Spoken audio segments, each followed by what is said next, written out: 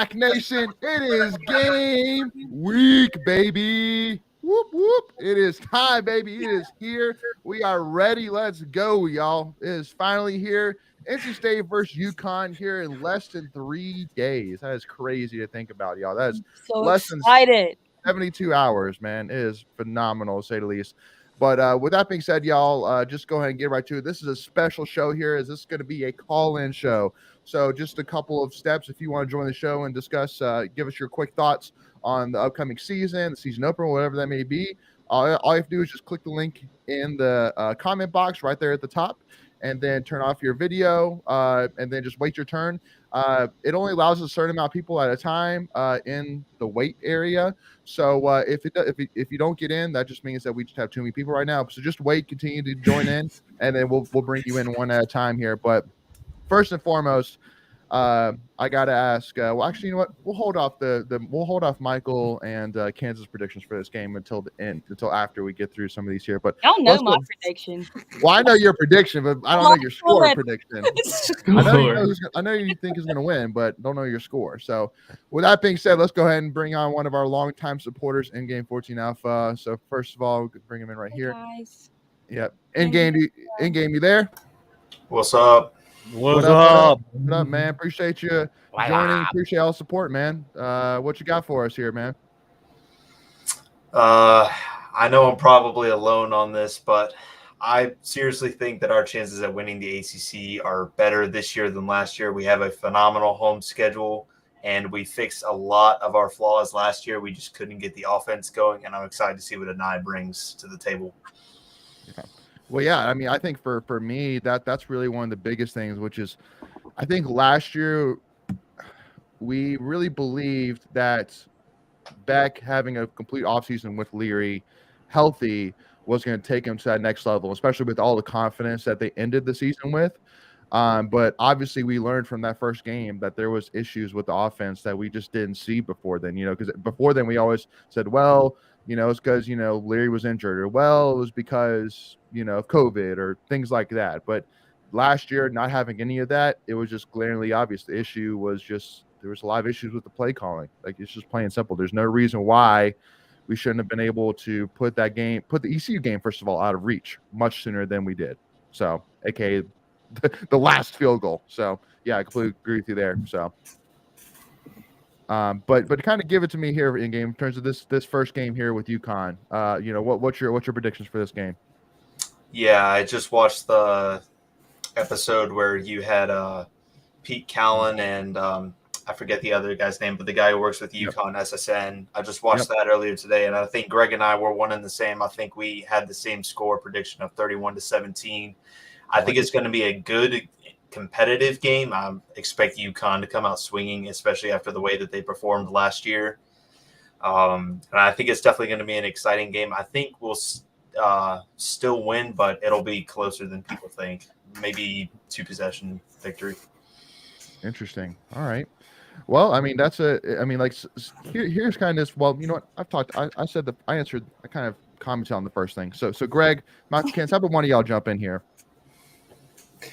I don't know. I don't know what to expect, because just on pure talent wise, it's not going to be like last year. It's not going to be 40 points, but it should still be. We should still be in control of the game the whole time. And the offense, I don't know. We may be still figuring it out. Period, Michelle. I mean, the defense, I don't see UConn scoring more than 10 points on us. Like not in garbage time where we put our third stringers on. So I think we should win by 3 possessions. I mean, I'll give my score prediction since we're talking about that. I mean, I said 33-10. Okay. Well, and let me kind of give my quick kind of metaphor for where I think the UConn program is at, kind of comparable to us. I think UConn is kind of in that 2014 year portion of the rebuild of their, where they finally now have some guys that can be formidable, can be useful, can be productive, Mm-hmm.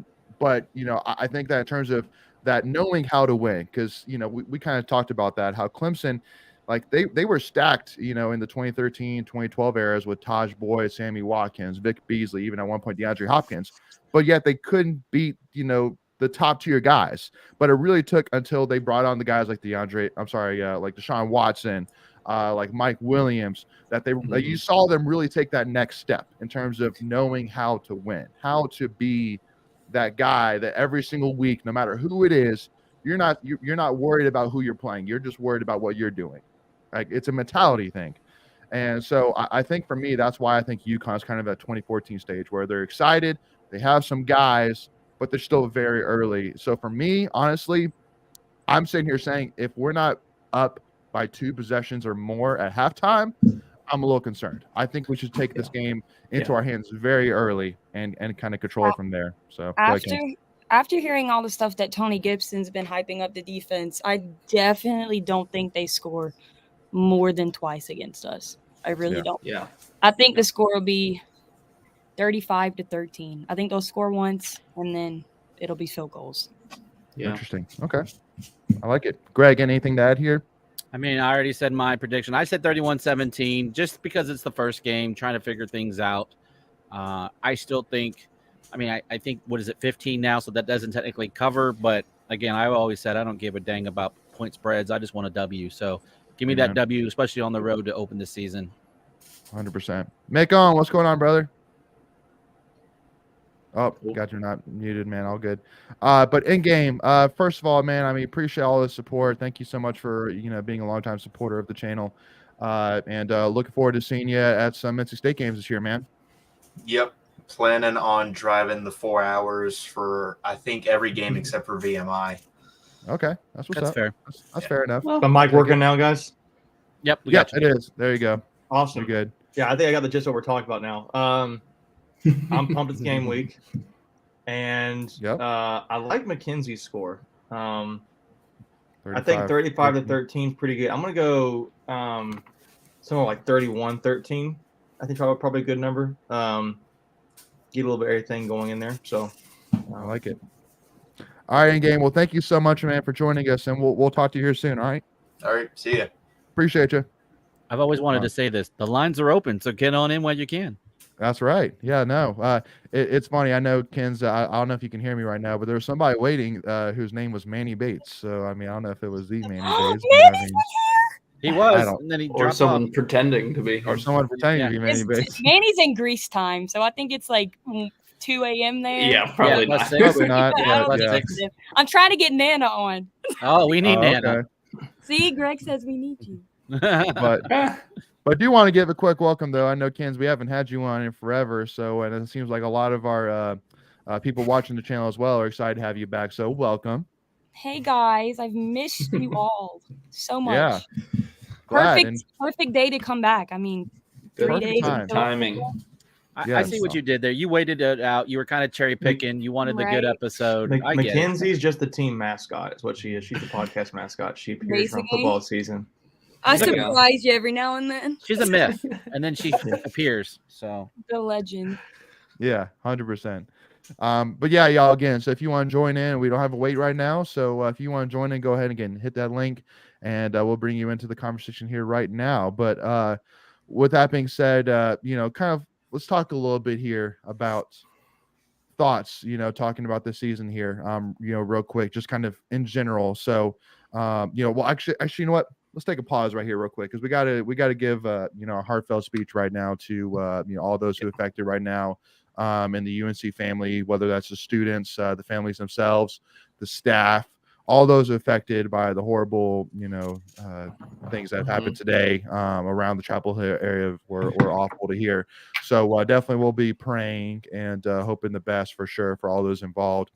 And, just if you wouldn't mind, please help joining us and continue to share your thoughts and prayers as well. We'd really appreciate it.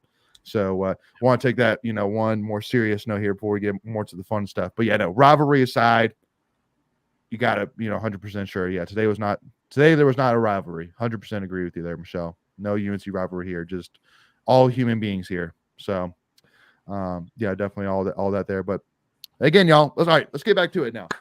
Football is finally here. So let's talk a little bit about, I'm curious, Greg, your thoughts. I know we talked a little bit about the Notre Dame game versus Navy over the weekend, and so I want to kind of get your thoughts. But then Michael, I know, man, Michael put out some great tweets out there about Mr. Sam Hartman and Notre Dame, so I want to bring him in after. But give us your thoughts there, Greg, on that Notre Dame game. Any did it make you more worried? Was there like what was your initial thoughts on it? No, I was talking with a coworker and he texted me on Saturday, be like, "Oh, you better watch out for them Notre Dame boys." I'm like, "It's Navy." Like I was in the Navy. Like, no, I'm just kidding. It's not that intimidating if Greg's in the Navy, okay? Notre Dame's got dudes. Like, there's no doubt about it. I think they're going to be a really good potential top 10, top 15 team all year. I told that same coworker today, I'm not worried about Sam Hartman. This is the same Sam Hartman that had 6 turnovers last year against Louisville. And that was not a defense that's nowhere near NC State's capability. So, I think we'll get after him. We will be their first true test as like probably for us as well, depending on how Connecticut goes this week. But, yeah, I'm excited for it. Second time only Notre Dame's coming to Raleigh, so that should be a good time. I love it. So we actually have somebody here waiting here to get into the show, y'all. So I'm going to go ahead and bring them in here right now. Papa, Nana, here. So we have Nana joining the chat, y'all. Let's go, Nana. Papa's wanting to share, but I can't let him in the limelight. He don't know that much about stages as much as I do. He pulls for them, but he don't get down to the nitty gritty. Yeah. Nana, what do you think the score is going to be on Thursday? I'm gonna say we're playing Connecticut. I'm gonna say it's gonna be 30-18. Okay. Wow. 18. Yeah. That'd be 6 field goals. Good job, Nana. Yeah, there might be a 2-point conversion in there. Yeah, 2-point conversion in there. Yeah, that's called that bend but don't break defense right there. So, Hey, listen. If that quarterback works out like they say he's supposed to, it could be even more than that. It could. 100%. I like it. 100%. I'm not mad at more than that. So, right. So give us your predictions for the season, Nana. So I mean, what's your overall record predictor? Who are we going to upset this year? Hang on a minute. What? 1 second. What? Hang on a minute. This is me. Just a second. If you're asking her that, do you want her prediction or what she wants? What her prediction is? Well, we know she's related to Ken, so she's already going 12-0. So you know good and well she's gonna say it's a winning season. So here she is. We're gonna take the whole ACC tournament this year. Period. Nana. We're tired of we're tired of just playing around and all that kind of stuff. I mean, we've worked hard. Now, Dorian's been there, 10 seasons? It's about time he gave us an ACC championship. Yeah. And that's what we're ready for. I think you and a lot of other fans feel the same way. So we need to cut this whole interview and put it on Twitter. And the team needs to see this. Like this is running the through a brick wall, right? That's right. This is the ultimate motivational speech right here. Look, I think we need to highlight HS's comment, Lane, right there. This amazing woman. Oh yeah, Nana, you just got called an amazing woman. Oh, that's wonderful. That's great. But I'll take the ACC championship over amazing woman. Oh, okay. There you go. Very modest too. That should be a quote with no context. A true Southern belle right there. Right. Well, thank you for joining, Nana. Oh, thank you, babe.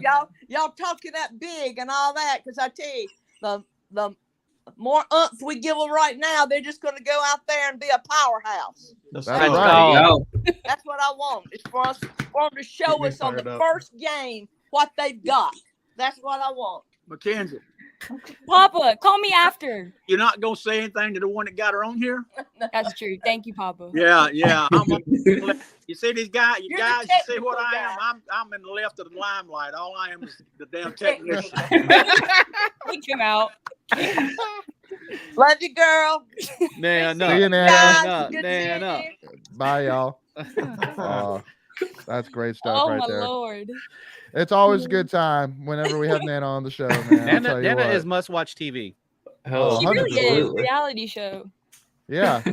No, y'all. But again, so I do want to kind of talk a little bit about getting the AC championship, y'all, because I've worn my everyday pound the rock shirt today, man. Because and I put a tweet out about today about how back in 2013, when they did the intro video, how there was that poem about you hit a rock 100 times, but on the 101st ones when it breaks open, it's not that one that broke it; it's all that came before it.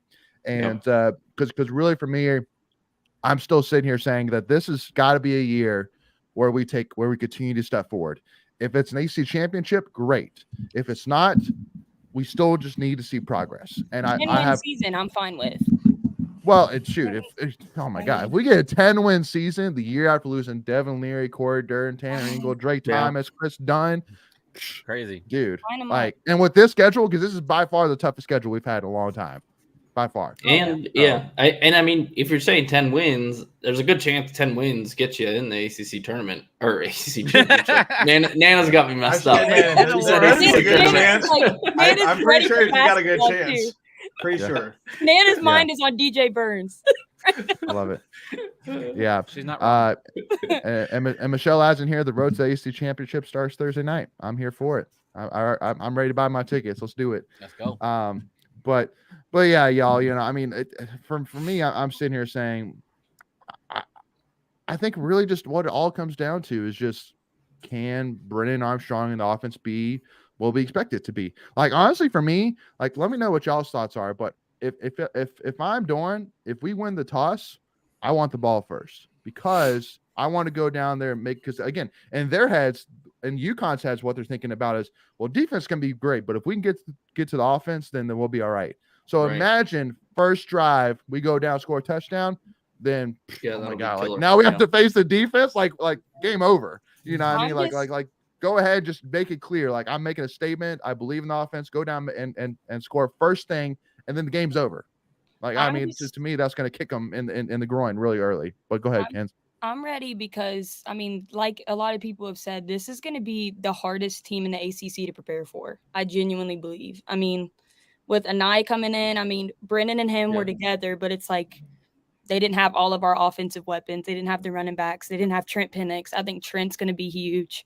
I think our offense is going to be just as good as our defense this year. Yeah, absolutely. So I'm excited. Yeah, I'm excited about the schematics of this offense, and see, for me, it's just how quick can it get to come together, and again, if we come out firing on all cylinders, could be watch out ACC, could be watch out. And using Armstrong and Morris, I mean, just using them back and forth. I mean, those are two top tier quarterbacks, so I'm excited for that too. So let's ask this question then, just to keep it balanced. What concerns you the most heading into the season as we're like 4 days away? 3 days Our kicker. Away? Kicker? 100%. I don't know about kicker. I don't know, maybe. Yeah, I mean, he's not Chris Dunn, but he's had 3 years of doing it, but at a G5 level, so I can kind of get that. Well, and everything you're hearing too, I mean, it's been a battle in camp between Caleb Smith and Braden Arvison, and I mean, and everything you've been hearing, it's been tight. So I mean, yeah, I mean, sure, kicker, just because you're interested in what you have, but you don't necessarily have concerns. It's just like, what's going to happen, So go ahead, Michael. Yeah, we've been blessed for a couple of years, so I feel like we're back to, I guess, reality. And Wolfpack Stats put out a tweet. I don't know if you guys saw it, that most years when our red zone touchdown percentage is higher, our kicking percentage is worse, because Doran's been more aggressive because he can't trust the kicker as much. So that's definitely plays an impact on how you attack the red zone. But I would also kind of go right back at that, saying that it was the early years we had Nick Sadie when we obviously didn't have the offense. So yeah, I mean, it makes sense that we didn't have a high touchdown, but we had a high kicker.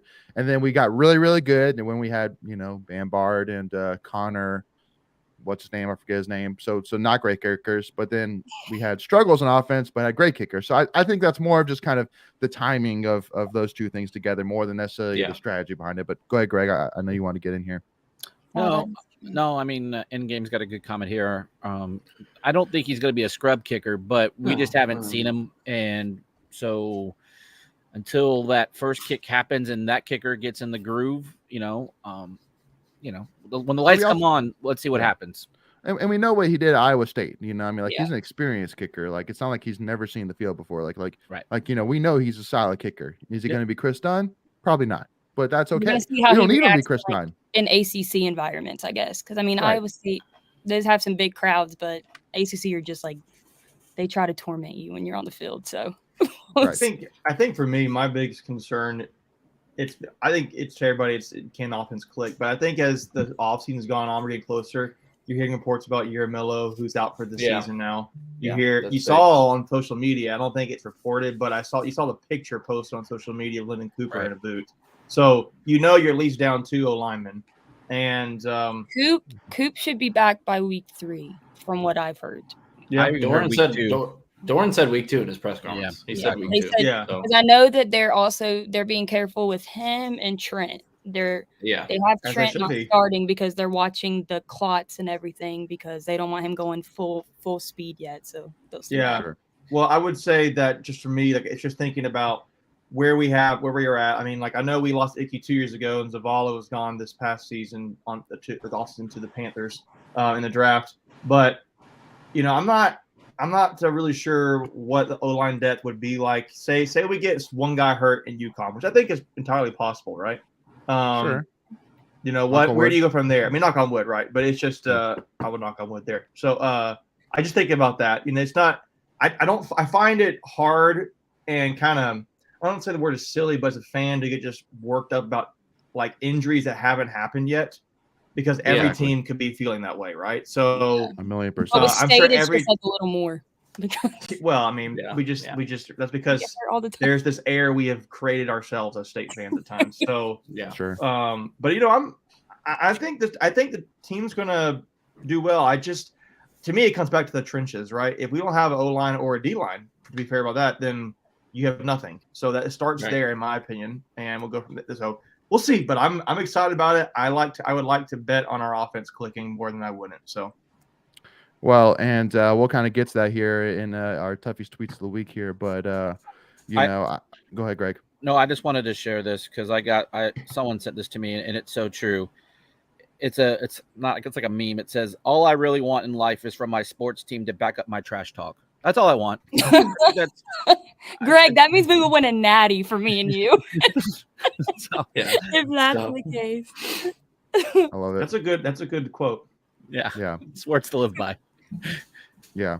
But I like here that Michelle adding in the comments saying if State wins the toss and elects to receive the ball, that will definitely be an indication of a change in the guard for offense. And I mean, like more than likely, if he wins the toss, he's going to elect to defer till the second half because that's mostly the common thing. It's conservative, if you will. That's conservative, but definitely, man, if he selected offense, that would be like, watch out. Like this, that reminds me of like that clip of what's his face, Chris Stein, when he made that kick against Weber and he's like, got shot. That's what Dorby doing immediately. I was thinking Hasselback in the playoffs against the Packers. We want the ball and we're gonna score. Like there you go. Of that one. Yeah, exactly. I remember that meme from Chris. Yeah. That's what Dave Dorby doing. He should just go ahead and immediately at the beginning of the season do that. Yeah. But if you haven't checked out both of our previews yet with Pete Callan and SSN UConn, make sure to go and do that right after this. But, really the biggest thing for me coming out of that is, first of all, huge respect for them and, for the UConn program and what Jim Moore has done. Like we were talking about how he didn't come in and just clean house, how he built with the guys that he had to get the buy-in of the players, which I think is huge. Not necessarily maybe for this team, but for the following teams, how you're going to have alumni coming back and saying, no, listen, I'll do whatever it takes to support this coach and support this program because they did me right. So I'm going to do them right, which I think pays dividends. But also too, like looking at this team and everything you're hearing, nothing about this team concerns me, like the one thing they said is we're deep. And it's like, well, yeah, you're probably deep, but do you have the horses to compete against our horses? Not saying like, look at us here, but let's just be honest. Yeah, it's just relative. Like, it's great that you have depth, but let's Just real. what They is don't. your depth compared? They to don't have a Kevin Concepcion coming in as a true freshman. They just, Right, they just right. don't right now. Now And- they might one day, but not right now. Go ahead. And this also, and this is not a knock on them really, because it's what it is. But they're a group of 5, not even a group of 5. They're independent. They're independent But yeah, but I mean, essentially a group of 5. Same tiered, level. Yeah. So, that depth is not going to be the same as a P5, obviously. Sure.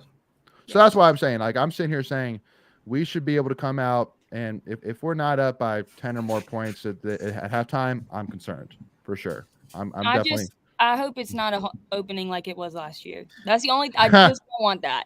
I don't want to feel like that again. We were up 21-7 at halftime against TCU. We were feeling good in the first half. Oh, Well, That's but it was crazy. a great point though that Greg did bring up, talking about how they were talking on the episode about how they have a chip on their shoulder about how we blew them out last year, and I'm saying even though we don't have a chip on our shoulder necessarily against them, we have a chip on shoulder. We didn't start out the season last year like we really wanted to. We started off with a win, but it wasn't the win that we should have. Like it shouldn't have been that close. It wasn't a a 13 in the country win. No, Yeah. nowhere close to that. So, so yeah, I 100% agree there. All right, y'all. So let's go ahead and jump on over here. Some tweets of the week, y'all. Here we go.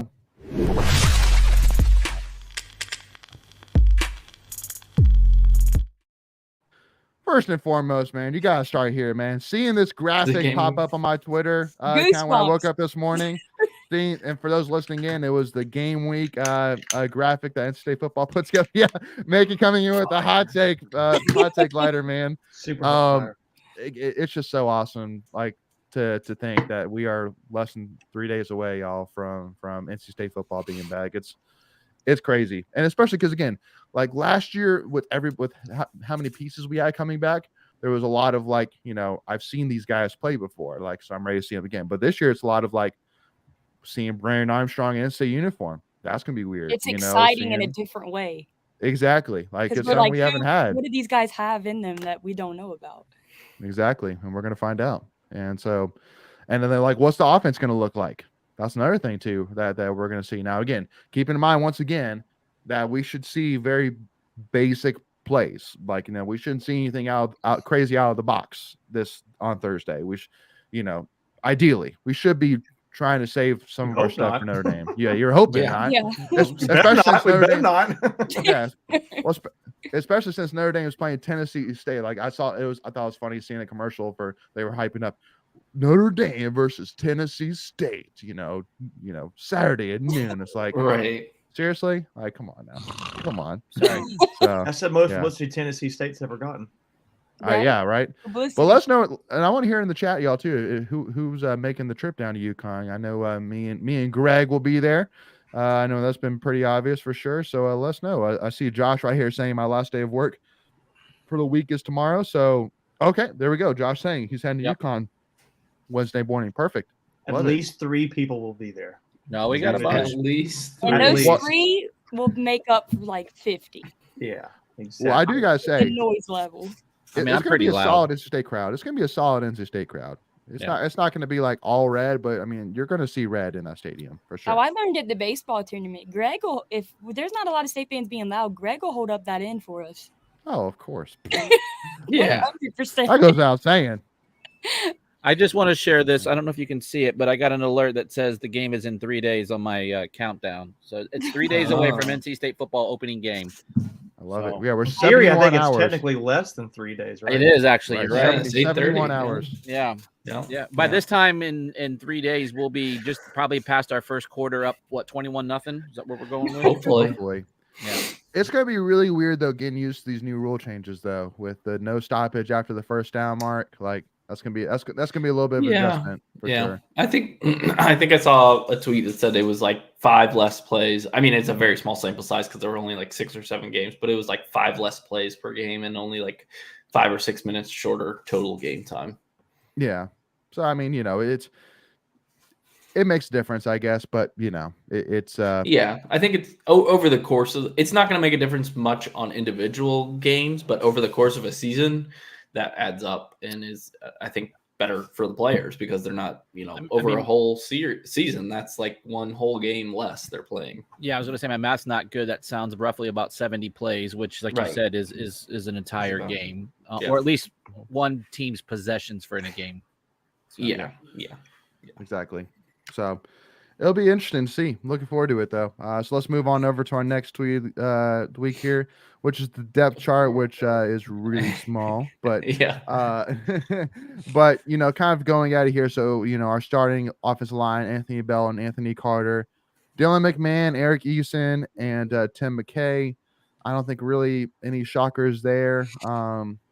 For the most part. I think Anthony Carter is probably the most interesting at left guard. It's probably because Lyndon Cooper or Miller are out. The injury, yeah. I would also add, I think it's interesting to see who your second team is. So you got Peak.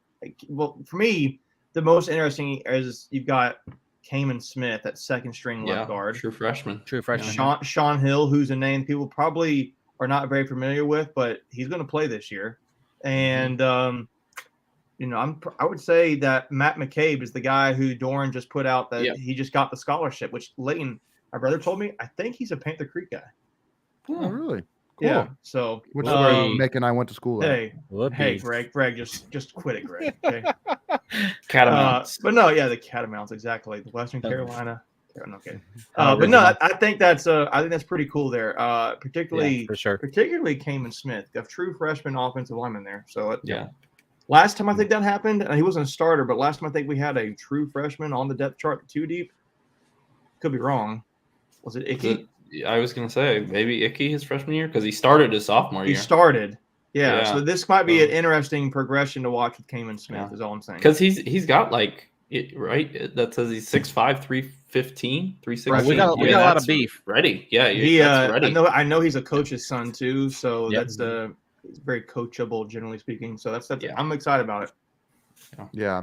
Well, and the other thing which I want to add though is, I mean, especially now with Jerry Mello being out for the season, and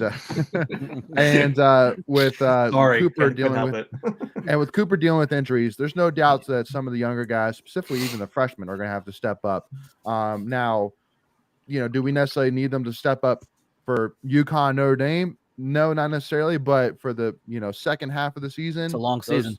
That last 6 games, we're probably going to need them to step up and step into situations. Maybe they're not 100% ready for it, but we need them to say, want some, get some, let's go, bring it on. So but again, we'll take it one at a time and trust Coach Tuche, and just take it one game at a time. Just again, hoping for the best in terms of injuries. So it's the ugly part of football, right? But the other thing which I got to talk about here, which kind of leads into our next one here, I'll go back to this depth chart here, but this comment here from Tony Gibson saying, in all my years of coaching in this defense, I think this is the best defensive line I have ever had, which is a quote per Tony Gibson.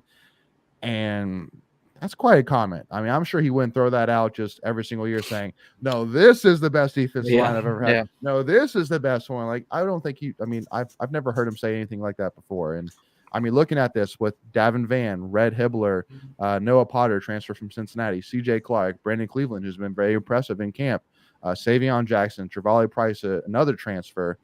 There's a lot of dudes here that could play. You also have Isaiah Shirley, who's a true freshman on the depth chart as well here. Friend of the show. Friend of the show.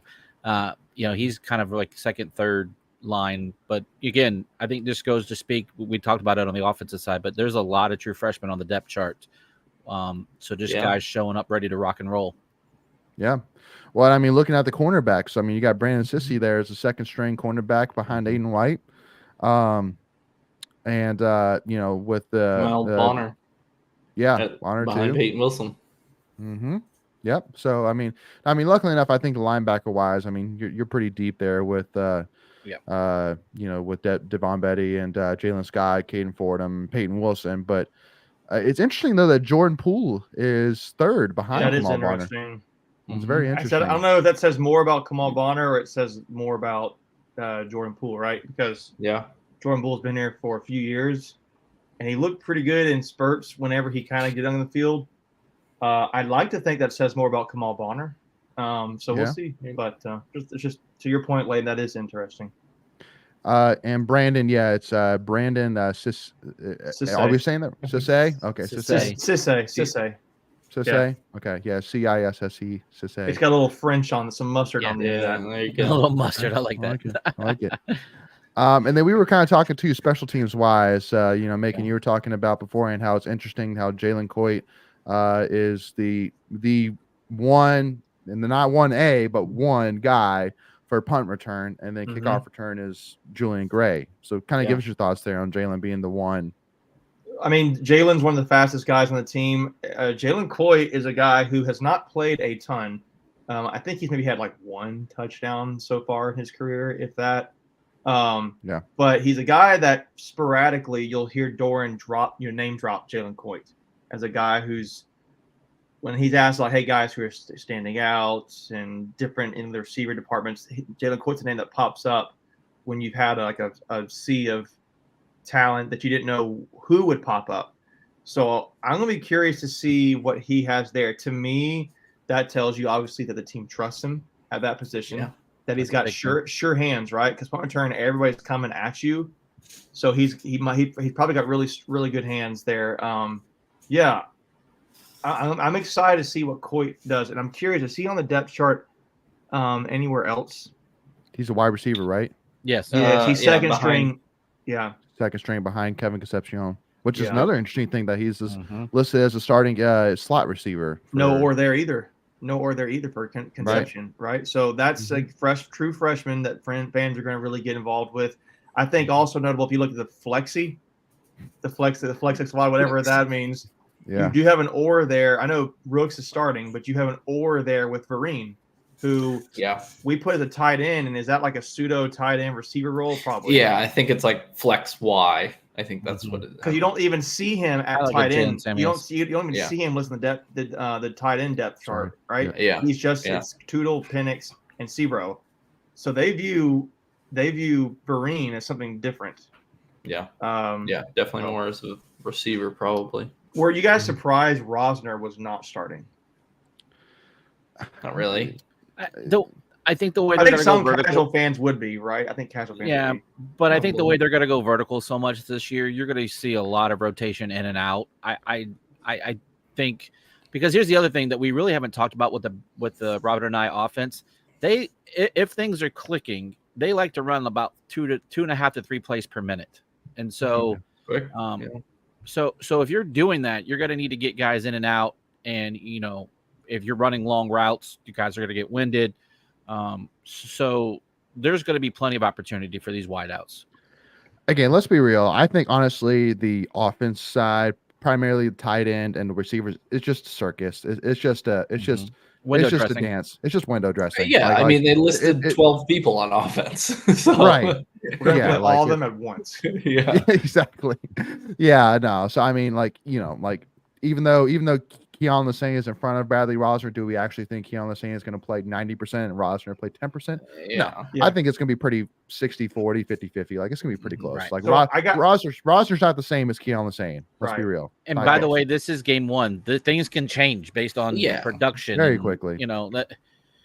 You'll figure out real quick who you can rely on when the game gets going. So I got a few other notes to go along with this. So I'm going to kind of go down the list of what my thoughts were on this. Do you think it's interesting that Tootle is listed ahead of Penix, even though it's an or? Do you think it's interesting? Because I know people thought, hey, Penix could really shine with versatility here. But I guess it goes back to what McKenzie was saying, and like we all know is like take it easy. Penix has been kind of trying to get back to full strength. So again, week one, it makes sense. If Penix comes back strong, ready to go next week or week after, I would imagine him taking back over his number one spot on the depth chart. There's another account somewhere on for NC State on social media, Twitter, that had asked a question that give us your hot takes, I think. And one of mine was potentially that Tootle leads State in touchdown receptions. And I don't think it's that hot. I think you look at the receivers and all that, but people are saying, hey, they're not so high on the receivers. I think Tootle is getting way overlooked, personally. That's just my opinion. But that won't be there. I'm going to go down the running back position. Do you think it's interesting that Houston and Allen, there's no or there? It's clearly Houston. It's very interesting. I was surprised. I mean, Yeah. I thought Allen looked really good. I mean, Houston's looked good, Yeah. but I thought it would have maybe at least an or there, and it's not. So does that say Well- more about Houston or Allen, you guys think? I think it's the offense. I think it's How's that? maybe a little bit of Dorn and the guys really trying to put faith in Jordan Houston, saying, "You're our senior guy. You're the guy that's been with us for 5 years now. You know, you've played a lot of football with us. So, like, you know, we want you to be the guy if you can be the guy." Because that's another thing that I think, I can't remember who I was reading, but there was an article talking about, can we have that workhorse guy this year? That guy that can get 1,000 yards rushing, you know, like Reggie Gillespie, Matt Days, Naeem Hines. Right. And I think unless an injury happens, if it's going to be anybody, I think it's going to be the Jordan Houston, because I think as long as Jordan Houston's healthy, he's going to be very involved in this offense because of the seniority, because of how much football he's had, because of the versatility. That he is a very strong guy. He can hit right in between your teeth, or he can beat you on the outside. Like, he's very versatile. So that's my 2 cents on it. And you've already mentioned about Brandon Sissay, and which, by the way, I know someone answered it. They said it's Sissy. If you go back and watch that interview when we were recruiting him before he came on campus, I did the same thing. I said Sissy, and he corrected me. So, Gotcha. But I will say, with the nickel position, Robert Kennedy, we have some transfers on this team. We have some transfers team that people aren't necessarily familiar with, but I think there's only one on this team besides Brennan Armstrong that is starting, and that's Robert Kennedy. I don't see another one, just quickly scanning. So Yeah, that's a starter. No. Besides and Narvison, the kicker, right? Yeah, So kicker. I think people are going to need to get to know Kennedy because he was a big time statistical player at Old Dominion.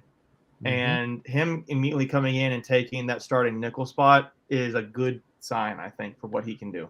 Well, and the fact that the third name on the nickel list is Cecil Powell. I mean, Cecil Powell is. People probably forgot he's even on the team.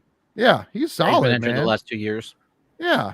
No. So he's only listed as a redshirt sophomore. That's crazy. Like that, and then the safety spots between Devin Boykin, Bishop Fitzgerald, Rakeem Ashford, Jakeem Harris, and Sean Brown. Like, I love all 5 of those names. Yeah, and you got Fitzgerald. He's a transfer as well. Transfer, yeah. Number one transfer, JUCO. Number one safety transfer, JUCO safety transfer. Yep. So no, I'm telling you, like if I'm looking at it, the only real concerns I have is the depth at cornerback. And that's just more because there's names on there we haven't seen, like again the Terrence Hinton and Brandon Sissay, and then the offensive line depth. But other than that, I'm happy. I'm happy. So feeling good. Now I got to jump on this comment here from Rusty Orwell saying Wolfpack Nation doesn't need to look past UConn, take care of business before worrying about the Irish. They're going to. So first and foremost, again, I mean, the season hasn't started yet. So, of course, a lot of fans are going to think about the whole season in general right now, because we don't know anything right now besides what we just have heard, but we haven't seen anything yet. So, it's easy to say, talk about the season. But I mean, at the end of the day, the only people that matters that don't look past UConn are the people in the locker room. That's really the only people that really matters if they look past UConn or not. And we know for sure with how they started last season, the goals and aspirations they have, and also the opponent that they have to face in game 2, they know they need to come out strong against UConn. There's no doubt about it. And if we're seeing a whole different thing, and if we're seeing us struggle against UConn, then we're going to need to raise questions. But if we are the program that we should be right now and that we have seen, then we should be able to take care of business and be ready and move on and be ready for Notre Dame. So my 2 cents there. Well, to your point there, I think for everybody watching, go check out the preview we did with the UConn writers. They know a lot about that program, and I think they gave some good insight there. So I won't spoil it, but I thought Leighton and Gray did a good job with that. Yeah. And I like Rusty's question here. I like this question. Thoughts on Friday night games? Will the Carter be full for this new experience on 9/29 against Louisville, correct? I think that's who it is. 9/29. 9/29 is Louisville, 100%. Yeah, we have back-to-back Fridays. Yeah. Virginia on the road and then Louisville at home. I mean, I think a night game, they're in Carter Finley. I mean, those are special. Night games in Carter Finley are special. So, I mean, yep. And especially Louisville. Having turned over half their team right now. So, yeah. But I mean, like 45 dudes. But yeah, I mean, the fact that even if it was VMI that we're playing on a Friday night, I still would say there's going to be a really good crowd for it. But especially the fact we're playing Louisville, an AC opponent, on a Friday night and a night game. Yeah, no, it's going to be. I think one of the younger fans, one of their best college memories is seeing State beat Lamar Jackson's Louisville team at night. So I think they have that memory, and they're going to be like, "I'm going to that game." So, 100% agreed. What you smirking at, Greg? What you smirking at? No. So we're gonna go ahead and bring in somebody here waiting to come in right here. We got Sterling that we'll bring in right now. See, it looked like their feed was giving away, but yeah, we'll come back to him here in a second. Look like that's my son. Oh, Sterling, that's your son. Yeah, that's what's up. That's what's up. He was frozen. Yeah, that's funny. Oh, okay. We'll see if he can. We'll see if he whenever can we jump back see when we see some movement, we'll see if he comes back in. But yeah. So and also okay, Michelle brings in a great point as well, saying it is parents and family weekend and tickets sold out for the game in minutes. Yeah, and that's another thing as well is that we are very, very close, and it's very, very likely we might sell out of all of our home game tickets before the Notre Dame game for the entire season. That's not, like, as far as I know, like, and again, I'm only 29 years old, so I haven't been around forever, but I've never seen that happen for us to sell out all of our tickets for all of our home games for the whole season before the first home game. That's crazy. Yeah. So, and again, I ask you once again, like, how much more can you really ask for in a program? Like, there's no doubt the excitement is through the roof for NC State football right now. It is through the roof. Simple as that. Like, that's all the proof you need right there. So, and then Cam, sorry, buddy. Cam bringing in census on the road. I hope we don't come out flat. How many times over the years have we census where we were playing behind the whole game? Let's go out and take control early. 100%. I don't think that happens, though. Sorry, I'm going to cut you off, Clayton. Go ahead. No, please. I don't think that happens. I mean, you saw ECU State did not come out flat. It's game one. If you come out flat game one, you got a problem, right? Yeah. So I don't care where you are. I don't care if you're playing in wherever it is. Like, you're gonna be fine. You're gonna be fine. We had a little bad luck in that second half. That's what obviously made it closer. But energy is not going to be the problem, right? No. Nerves will be the problem, maybe. Right, just getting like it's the opening game, and I gotta just get settled in for a few plays, and I'll be fine.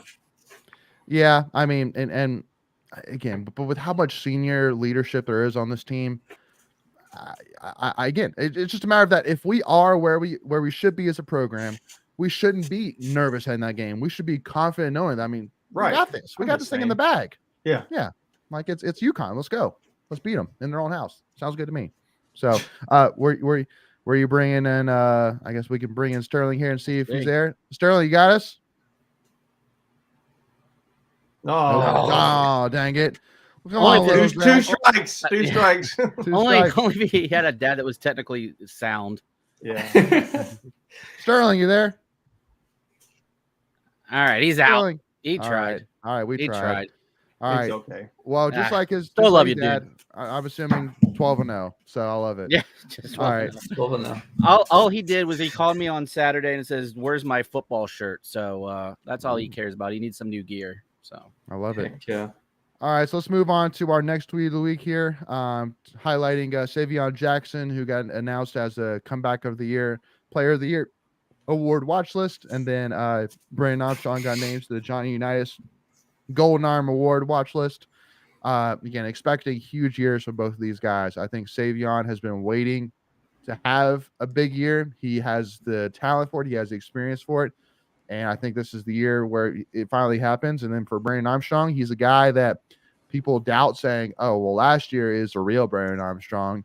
But he was a guy that, before last season was a borderline first round, second round draft pick. And he has the talent and he wants to get back to that level. This is one shot to do it. He's back with Robert and I. Let's make it happen. So, anything to add on this, guys? Him throwing lefty is always gonna look so weird. That's gonna take some time getting used to. Yeah. Well, because go ahead. Well, the only thing I was gonna say was because before Leary, or the guy that replaced Leary, like for 2020 for the COVID year, Bailey Hockman. Bailey Hockman. Bailey. He was lefty. He was lefty. He was? lefty. Yeah. He was lefty. I did not remember that. Mm-hmm. So I had a question. So they've got all these fancy names for a lot of these words, but comeback player of the year is just comeback player of the year award. There's not a famous one, I guess. Mm-hmm. Oh, come on. Maybe it'll gotta be somewhere. The Savion Jackson comeback player of the year award. Yeah. There you Oh, go. I like it. I like it. There we go. I mean, some think about, right? All right, cool. Let's go ahead and move on here to our next one here. Got to give a huge shout out here to another member of the Pac-13 Pac Pros heading to the show, and Evan Justice, former NC State closer for the Pac-13 team, heading to the Colorado Rockies. Played yesterday, 2 days ago? Saturday night. Yep. And had what, 2 strikeouts, right? Two strikeouts and a ground ball. He did give up 1 run. His ERA is 9 just because he has 1 inning of pitch. But for his first game out against one of the better teams in all of MLB, he held his own. Was the Orioles? It was the Orioles. Yeah. That's funny to say. One of the better teams. the Orioles. Yeah, they're number 1 in the AL. So, but true. Yeah, he did. I mean, he did nice. Obviously, he'll probably stick with the rest of the season unless something crazy happens. It's kind of one of those September call-ups, especially where they expand the rosters. But he got a couple days in before that. Yep. It'll be interesting to see how he pitches at Coors, though, because we all know that place is a horror show for pitchers. So right. And not that I'm necessarily a fan. I mean, because I'm not a huge baseball follower, but I'm sure a lot of our followers here are fans of this team. But Greg, the Braves are looking kind of good, man. I'm just saying, they're looking still pretty got good. a postseason. You got to win in postseason. So we'll see what happens. They're looking pretty good. Yeah, nope. We'll see what happens there. Remember all those Braves teams? Did you say Rays or Braves? He said Braves, but Braves. Remember all those great Braves teams that went to the World Series and they only won 1. So. Well, that's true. But hey, they won 1 recently, so we'll see if they can make it 2. But I felt Ken's presence calling me to bring that up. Yeah, so. Yeah, you definitely had to do that. Thanks. All right. So, and then let's bring up our last big piece of big news here, which is Davin Vann, NC State defensive end, getting the honor of wearing the number 1 jersey this season. Cool. Per Dave Doran's quote saying, Davin has earned this honor. He has 1 speed, is a dominant player, and serves others off the field. And again, I mean, I said it today that he was one of our tour guides around the Murphy Center when we did the Savage Wolf Murphy Center tour with, it was him, Lex Thomas, and Peyton Wilson. And I mean, just an absolute superb guy. What a great guy, a fun guy, very down to earth, talks to everybody. I mean, very respectful. Can't say enough about him. And then, just like Doran was saying, I mean, he's kind of like he's a soft teddy bear off the field, but once he's on the field, man, he has 1 speed, which is just kicking the teeth in of whoever he's facing against. So, that which I love it. So huge honor there to get that number 1 jersey. Anything to add here, y'all? Yeah, so Meet the Pack Day, you could just see the way he interacted with everyone, treated everyone the same. So I have no doubt that he's probably one of the best guys that could be given this. It's not an award, but this recognition, honor. That's a really good word. I thought he was really cool. He talked to me for about 3 or 4 minutes. He treated everyone as if they've been lifelong friends of his. So I'm really excited to see what he brings wearing that number 1 jersey. And by the way, this is the first time we've had a new number 1 in a while, right? With Isaiah Moore. Yeah. Mm-hmm. So he had it multiple years. So it's exciting to see someone get recognized for this. Who was number 1 before Isaiah? Do you remember? Was it James Smith Williams? Oh, that's right. Oh, yeah. Yeah, and then Jalen before that, I think. And then I think that was the first year they did that. Yeah. Oh, Jalen Samuels. Yeah. And then there's James Smith Williams. Yep. Yeah. So something to think about. Now, let's go ahead. Defense. That's true. Yeah. I mean, I don't think that's necessarily by design, but it just works out that way. So, so got to give a shout out here to some Pac Pros here, which hopefully should be getting some great news here within the next few days. So just kind of go over for those who are listening to this show. This is a tweet talking about Dre Thomas, linebacker for the Las Vegas Raiders, undrafted free agent, and some of his stats. I won't necessarily read all of these, but he had 89 snaps, had 23 tackles, 5 tackles for loss, which is first among rookie linebackers. All rookie linebackers drafted first round or undrafted. Had 29 yards allowed, which is 7th lowest among rookie linebackers.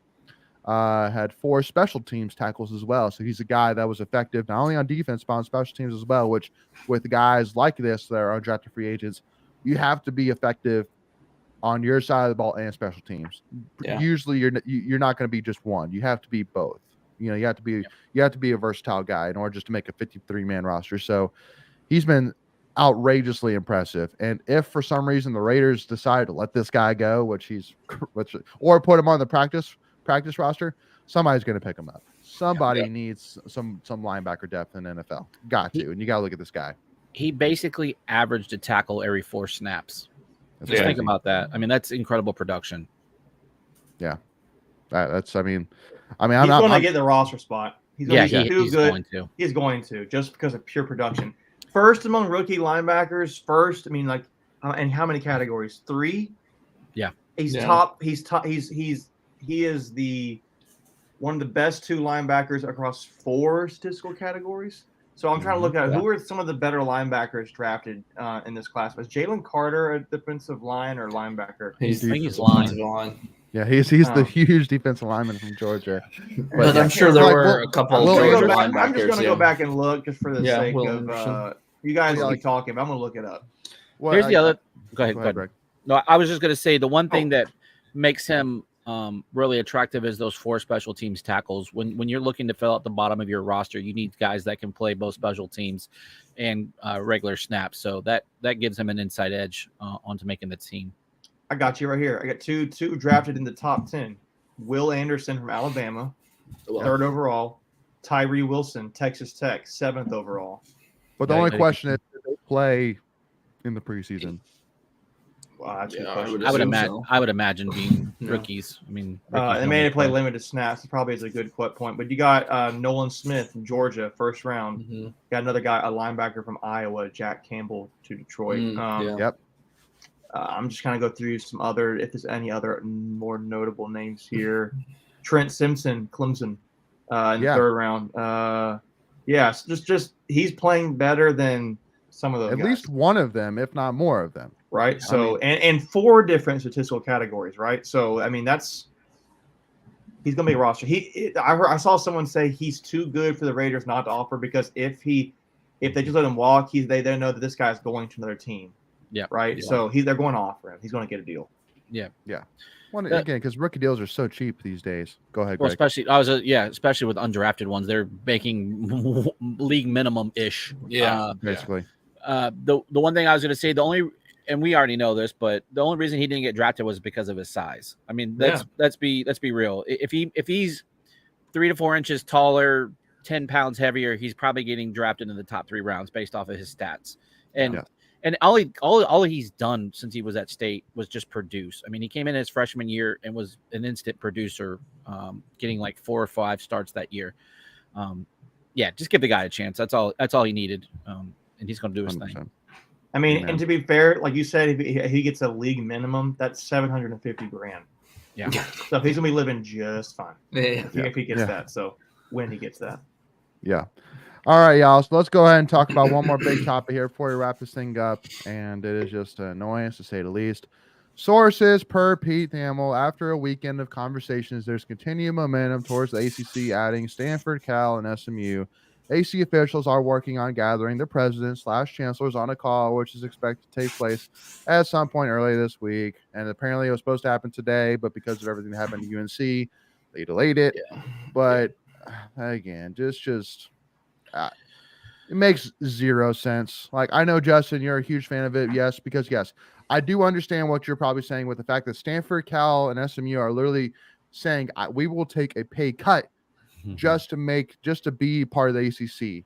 But that's just desperation. Money, that's just desperation again. And you're looking at the short-term money. But for the sake of every student athlete across every sport, aka outside of football, this is a lose, lose, lose. There's nothing good about on those 3 for anything besides football. Simple as that. I'm trying to find the tweet from Brett McMurphy that I shared in our Discord, which if you guys aren't on the Discord, you should totally join that because it's got some good info that we share not just once a week but every day.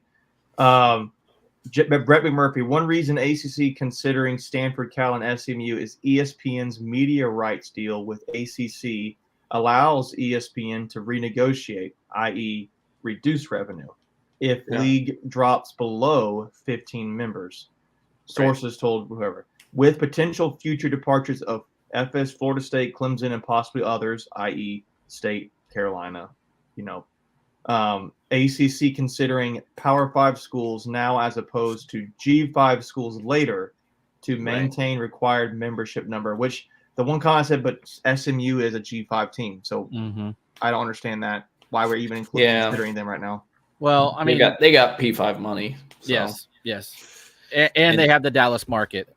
Right. They have enough to become a P5 school. And so the other rumor I heard was that it would be Clemson or Florida State who changed their vote, not NC State or UNC. Correct, I heard that because they have less draw. Well, because they're going to be more money.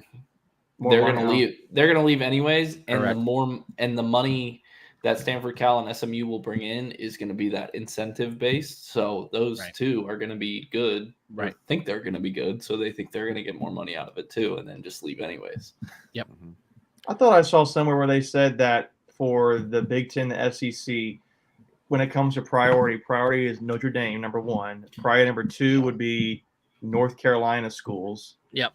Sure. And then three would be Florida State. Well, Virginia was in there. Whatever, North Carolina, Virginia schools. And then three would be Florida State and Clemson, which is, I find that hard to believe. Well, just because it's bonkers because Notre Dame's grant of rights comes back to the ACC if they decide to join a conference. So that doesn't even make sense. They can't legally jump to the Big Ten. Yeah. Sure, the Big Ten wants them more, but it doesn't really matter. Right. Now, and I think the only thing that makes sense maybe but again, because the SEC, like you can add the North Carolina market because you don't have somebody currently in North Carolina market, but you have South Carolina and South Carolina. So, I mean, it's not necessarily a hop, skip, and a jump, but again, y'all, I'm just sitting here saying I hate these talks. I really do. And if it really does happen and Stanford, Cal, and SMU join, I don't know. Like, all right, welcome, whatever. I just say we boycott the talks because we got football starting in 71 hours. Yeah. Well, but it's just crazy that literally like because we know that the vote was one vote away from it going, and per the talks, there is enough movement for them to have another call again. So like if it was just like like more of the same, which is I'm hearing that Duke, Boston College, and Miami are going to the SEC this week. They're going to leave this week. It's like, okay, cool, whatever. But this is literally like, something which probably actually could happen this week, which would be a huge damper to say the least. So, no. Everybody except for Justin Cook apparently is in agreement. This would not be a good move. Even Joe Ovies and Giglio, who we follow this emphatically, are completely against this move if it were to happen. So, but anyway, y'all. So let's go ahead and wrap it up here. And just kind of get back onto wrapping this up, talking about this upcoming game here on August 31st, 7:30 p.m. in Storrs, Connecticut, here in State versus UConn. What channel is it going to be on? I don't know this because I'm CBS. Not gonna... CBS Sports Network. That's right. It's harder to get. I'm going to have to do a free trial. Here's a real question: is it on YouTube TV? I think it is. Don't know. I think don't you tell me I can't watch this game, guys. Don't you tell me I can't watch this game. I'm gonna have to do like a free trial, like Fubo or whatever, one of those random streaming. Because I think I've already had YouTube TV, so it's not on cable. Well, just go ahead and do that. Just everybody, go ahead and do that research now to make sure that you have access to it. Don't wait until when you're turning on. It says it does get it. Yes, it does. Yeah, I just looked that up for you. So if you have YouTube TV, you're good. Yep. Maybe Hulu, maybe it's on Hulu TV. Maybe Hulu Live or whatever it's called. Yeah. So what was your question, Macon?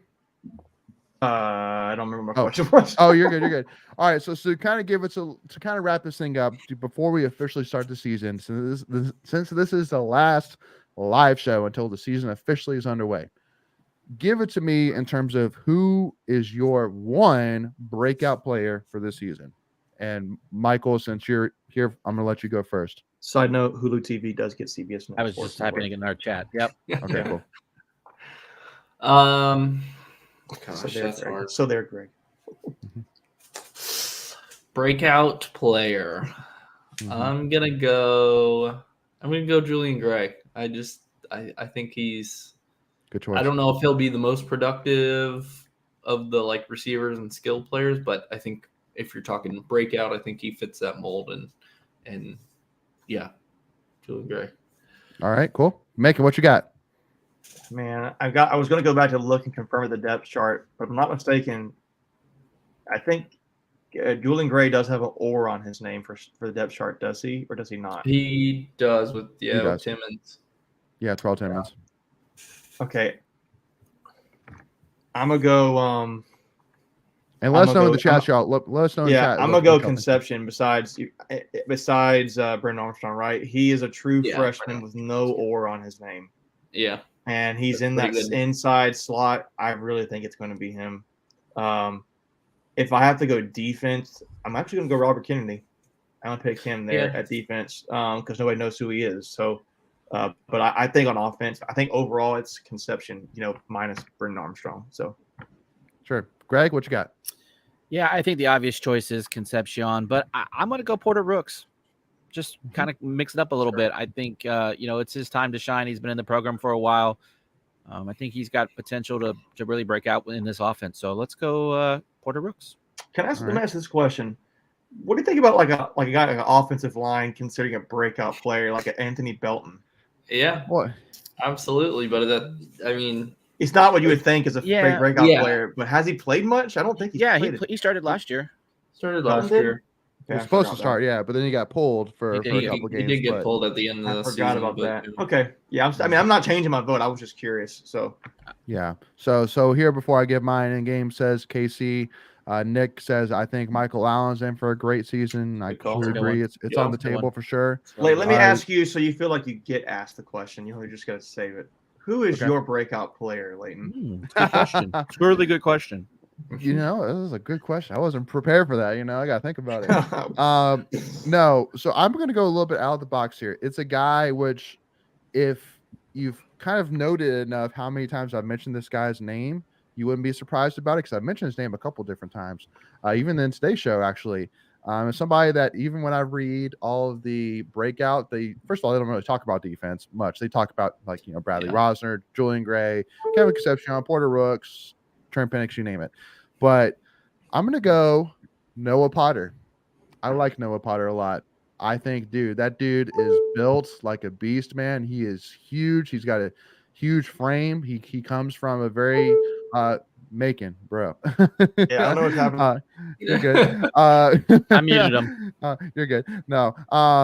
And he's a guy that comes from a very successful football program in Cincinnati, and I think he's a guy that, besides the main three of CJ Clark, Savion Jackson, and those guys that he's a guy that's not really talked about, but he's a guy I think that really will make a big impact. And he will be, besides Brendan Armstrong, the biggest impact transfer for this season, in my opinion. So that's going to be mine. A little bit out of the box. So, but just wanted to kind of go there since, Macon kind of mentioned, the defensive backs. I wanted to mention the defensive linemen. So, but anyway, y'all, so that wraps it up here for us, y'all. Once again, hashtag beat UConn all day long. There you go. Let's get it done. Be 1-0. Let's talk about Notre Dame on Monday and get excited for it. First game in Carter Finley Stadium with the new scoreboard, the new sound system. Let's get hyped for it and be feeling good after a huge butt whooping over UConn, baby. Nick saying it right here, saying this is going to be a great year. Could not agree more. And Hunter with the Go Pack, as always, y'all. So for us, a couple of quick announcements here. So again, we already have both of the preview episodes out for UConn, so make sure to go and check those out here right after this live stream. For us, I have a goal. I would love to hit 8,500 subscribers here by the end of September, if possible. That's a huge stretch here, but I would love to push that goal. So if you wouldn't mind, if you haven't already, hit that free subscribe button, hit that free notification bell so you're notified on all your devices whenever we go live with any new NC State content. And we have a bunch of exciting new stuff. Because also, too, I mean, again, we do it all. Like we don't just come on here every day and just talk. We don't just do live streams and episodes. We do all kinds of different stuff, whether it's, we did the simulation thing on Saturday, which, if you haven't checked out already, it's a fun thing to check out. We do the things that State fans never say. We do the trivia. We do all kinds of different content here, which is, we just try and come up with different fun content to do. So again, hitting that subscribe button, you're going to see a lot of great stuff that's not just talking. It might be a whole bunch of different things that you may not have seen before. So make sure, again, it's well worth the investment to hit that free subscribe button, notification bell. If you enjoyed this live stream, if you're excited for the season, hit that like button. And also, too, y'all give us a follow if you haven't already on Twitter, Instagram, and TikTok at Tuffy Talk Now. And we look forward to seeing y'all soon. And if you're going to be at UConn, make sure to come find us. We'll be out and around town. So come find us. 3 days away. Less than 3 days, baby. Away. I mean, we have plenty of stickers to give away. Right now, this time, 3 days from now, it'll be pretty much halftime. I know. Pretty crazy much. to think about. All righty, y'all. Well, thank you all so much for joining again. It's been a pleasure. It's been a blast. We'll see y'all soon. And go Pack, y'all. Beat UConn, baby. Beat UConn.